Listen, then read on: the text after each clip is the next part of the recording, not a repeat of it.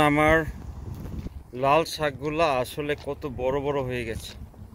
এগুলা কি ডাটা বললেও ভুল হবে না, অনেক বড়। কয়েকদিন বাসায় ছিলাম না, 4-5 দিন আগে আসলে খাওয়ার উপযুক্ত হয়েছিল। নিউ ইয়র্কে গিয়েছিলাম বেড়াতে, সেখান থেকে আসার পর দেখি অনেক বড় হয়ে গেছে, তো আমি এখন তুলবো। তো লাল শাক কাটার জন্য এই কাছি কাস্তে ব্যবহার করব, এটা বাংলাদেশ থেকে নিয়ে এসেছি আমি। তো লাল শাকের পাশে কিছু টব আছে, টবে বেগুন গাছ আছে কয়েকটা, পাশে আছে টমেটো গাছে ফুল ধরেছে, ছোট ছোট টমেটো মনে হয় ধরেছে। আমি আসলে গতকালকে না ধরেছে, টমেটো ধরেছে, দেখাবো একটু পরে। তারপরে এখানে একটা লাউ গাছ আছে, লাউয়ের মাচা দিলাম, মাশাআল্লাহ। এই যে লাউয়ের মাচা, আরো 2টা মাচা পাশে রয়ে গেছে, এগুলো অন্য কাজে ব্যবহার করব।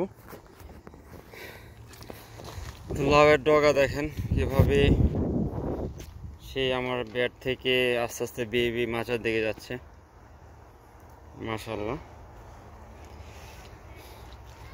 তো এখানে বাসা কয়েকদিন ছিলাম না, কিন্তু স্প্রিংকলার অটোমেটিক পানি দিয়েছে, সুতরাং গাছগুলো এখন মরে নাই, সবুজ সতেজে আছে। টমেটো গাছের এই যে দেখেন ছোট ছোট টমেটো ধরেছে, এগুলা টমেটো। তারপরে যে মরিচও ধরেছে, এই যে মরিচ।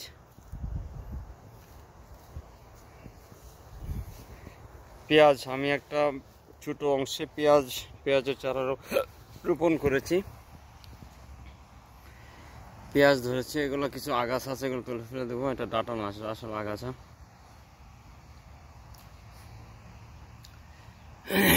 তারপরে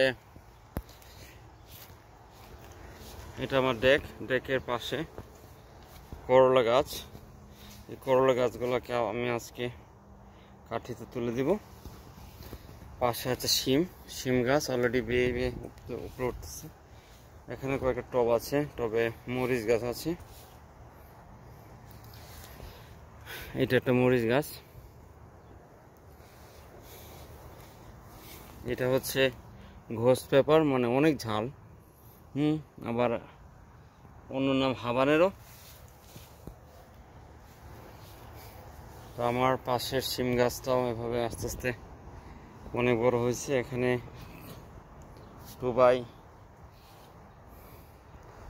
2 by 3 feet something like that একটা বেড আছে স্টিলের রেজড বেডে আমি শিম গাছ লাগাইছি। এখানে বেডগুলো হচ্ছে খুবই ইম্পর্টেন্ট। ধরেন রেজড বেড হওয়ার ফলে এই যে পাশে সানলাইট আসবে, সানলাইট এসে মাটি গরম হবে এবং মাটিতে যে পানি থাকে সেটা আসলে উঁচু হওয়ার জন্য পানিটা সরে যাবে, মাটিতে জাস্ট আর্দ্র রাখবে, মাটি একদম পানিতে ডুবে থাকবে না। সেটা যে কোনো গাছের চারার শিকড়ের জন্য ভালো। তো এ হলো আমার বাগান, শিম গাছের পাশেও আমি কয়েকটা পেঁয়াজের চারা রোপণ করেছি।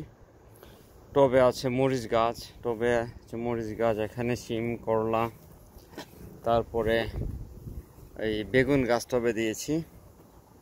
এই বেডে আছে টমেটো গাছ, তারপর লাউ গাছ। এই হলো মোটামুটি আমার বাগান। লাল শাকগুলো কেটে নিলাম কাঁচি দিয়ে, আস্তে আস্তে কেটে নিলাম। তো কাটার পরে আমার বেডের এই অবস্থা হলো। তো এখানে লাল শাকের ভিতরে কিছু পুঁই শাক লাগিয়েছিলাম, এই যে পুঁই শাক।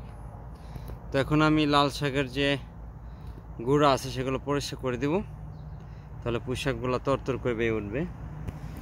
আর এখানে 2 ফুট বাই 2 ফুট জায়গায়, আবার না 2 ফুট বাই 4 ফুট জায়গায় আবার নতুন করে লাল শাকের বীজ ছিটিয়ে দিব, যেন নতুন করে আবার শাক উঠে এবং খাইতে পারি।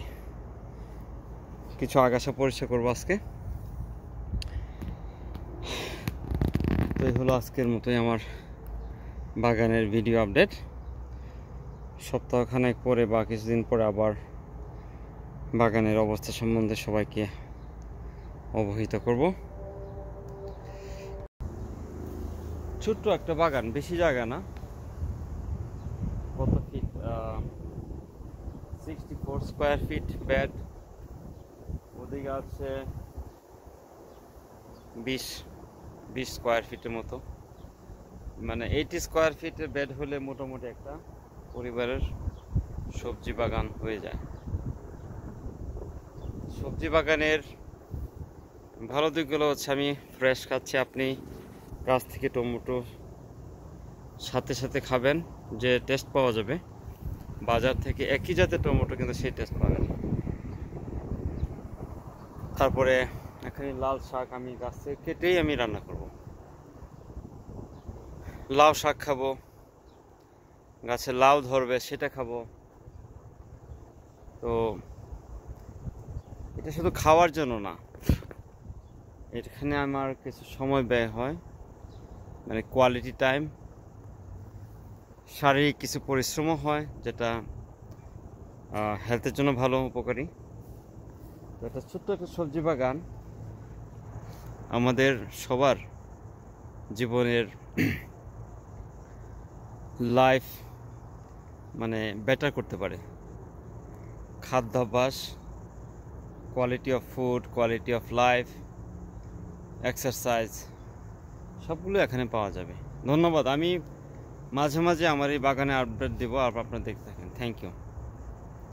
ও আচ্ছা, বাগানে কাজ করার জন্য আরেকটি রাখি, রোদে যেন মানে ক্ষতি না করে, সেজন্য ওই যে টুপি, হ্যাঁ, এগুলা জাপানে আমি দেখেছি খুব পপুলার।